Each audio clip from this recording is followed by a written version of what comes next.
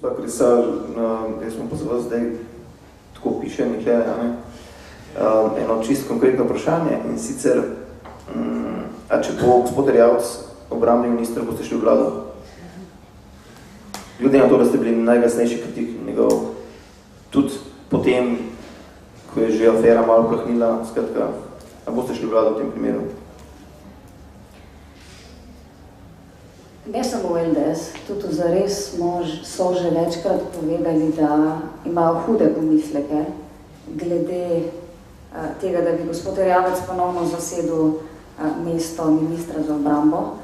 Naši pomisleki se niso z iztekom volitev popolnoma nič spremenili in smo to že večkrat javno izrazili, da je stvar, ki jo mora imeti bodoči mandatar v mislih, ko se pogovarja z bodočimi potencialnimi kandidati za posamezna ministerska mesta. Jaz računam, da bodo te pomisleki upoštevani in da se bo našla bolj sprejemljiva rešitev za nadaljnje vodenje obrambnega ministrstva. Predlogu v osnutku koalicijske pogodbe je poleg zame pomembnega dela o zavorah za kadrovski cunami tudi en kratek pasus o svobodi tiska. Svoboda tiska in medijev je temelj neke demokratične družbe.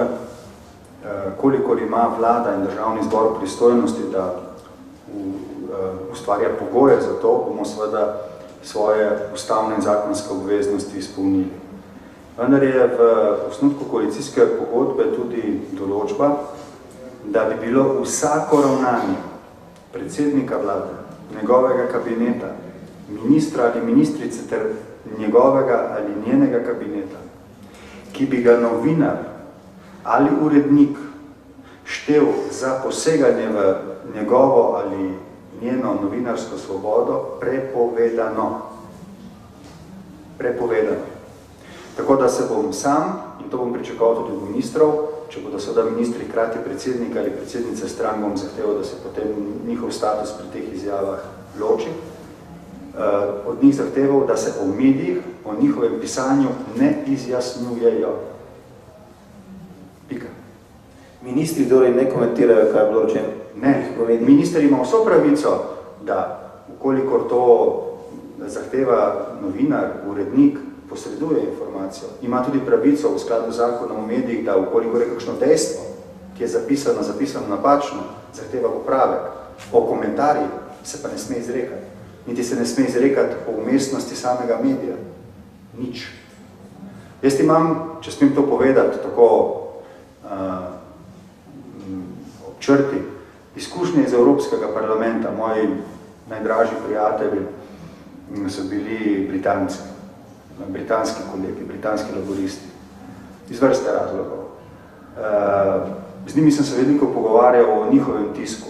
Verjetno veste, da otoški tisk predstavlja enega od najbolj, ne samo pluralnih, ampak tudi surovih, neizprostnih, ampak hkrati tudi fair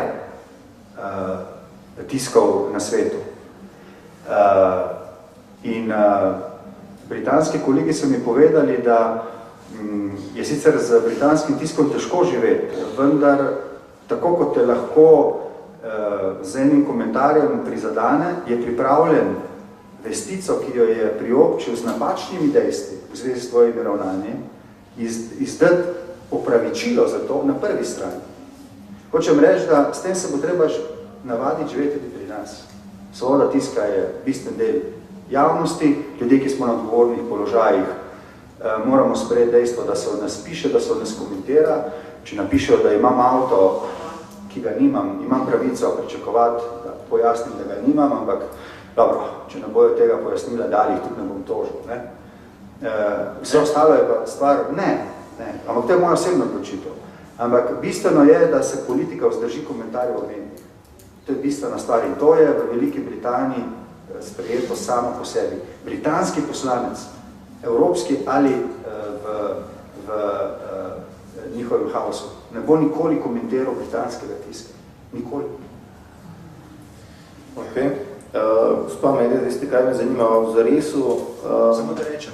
To si je privoščil enkrat Tony Blair, ne vem, če se spomnite, proti koncu svojega mandata. V 10 letih Tony Blair nikoli ni komentiral tiska. In tik pred odhodom je, kot veste, na eni tiskovni konferenci izrekel nekaj sodb o britanskem tisku. In iz tega je nastala cela štala. Ok.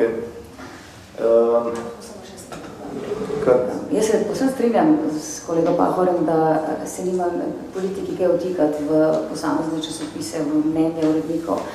Ampak, ko imaš enkrat na mizi vprašanje svobode in neodvisnosti tiska in če politika meni, da tam morda izginja oziroma je ni več, pa meni, da je na mestu, da tudi mi spregovorimo kaj o tej zadevi. Ker če ne se bo na koncu zgodilo, drug pa bo opozarjal na probleme kot politika, da znamo zaiti tudi v nesvobodo.